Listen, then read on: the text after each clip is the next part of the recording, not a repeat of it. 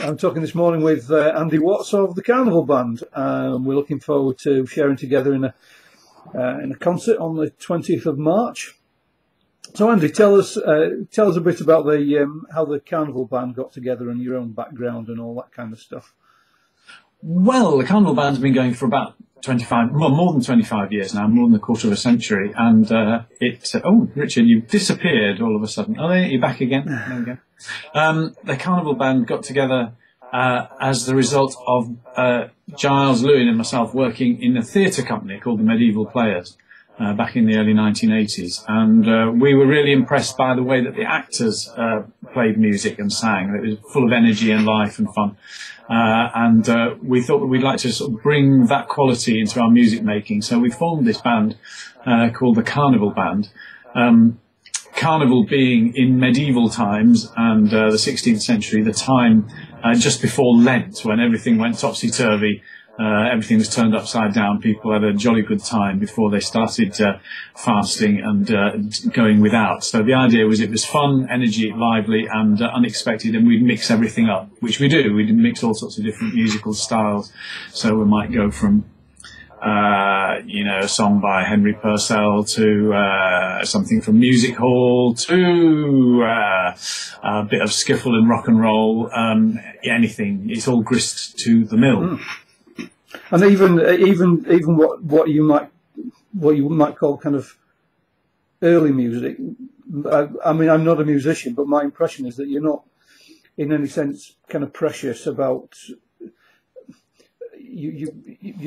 about the kind of no, we're not purists. Authenticity, or it isn't the word I'm looking for, but.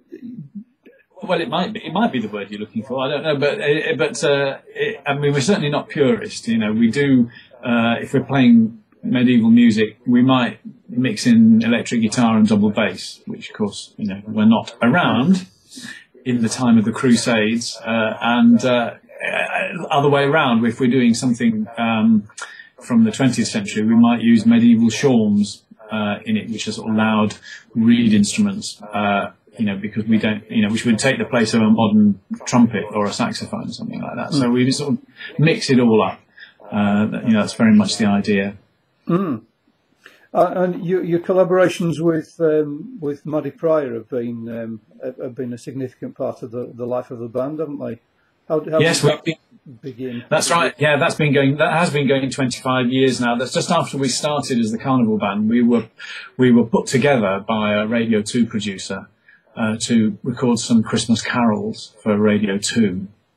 And from that, the whole series of albums, CDs, and then concert tours has arisen. And that's been going for 25 years and is still going. We just did a big tour before Christmas last.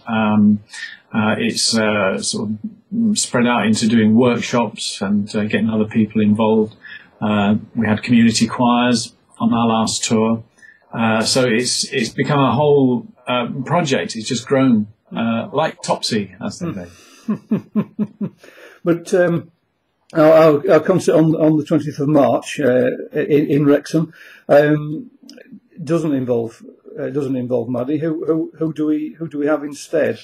Well, now for the concert in Wrexham, which is another new departure for us, we're working with a wonderful singer from the world of early music, period music, called Vivian Ellis. And she is a sort of expert in the sort of ballad repertoire of the 17th and 18th centuries.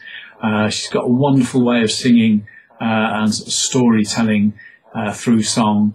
And we're very much looking forward to working with her. So this is a new departure. It's taking us perhaps back slightly towards our early music roots, but we're still going to have lots of fun with it. That's going to be sure. And I think what's going to be interesting is we're going to work totally acoustically, or pretty well anyway. It's going to be very stripped down. We're going to do away with big PA.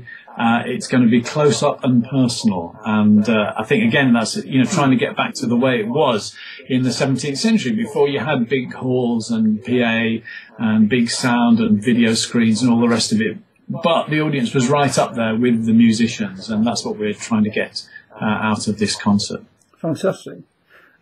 Say a bit about what attracts you to the kind of 18th century, 19th century hymnody that will be a big feature of the concert.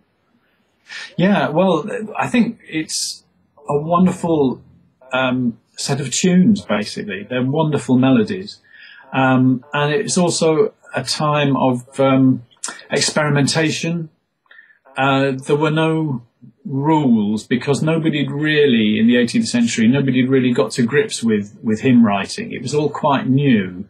There was this sort of sudden outburst of poetry and music all coming together, and they took their inspiration from all sorts of different sources, from the world of theatre and from the pleasure gardens, as well as from folk music and from the perhaps more serious classical music of Handel. They would take from anywhere and use it, and so you get this fantastic melting pot of melodies and tunes, many of which are still sung today, although they're perhaps not as widely known as they were, 40, 50 years ago, when everybody knew hymns because they all sang them at school. But even so, they're really, it would be a shame to lose these wonderful tunes and texts completely. So, we're very enthusiastic about doing them. Good. And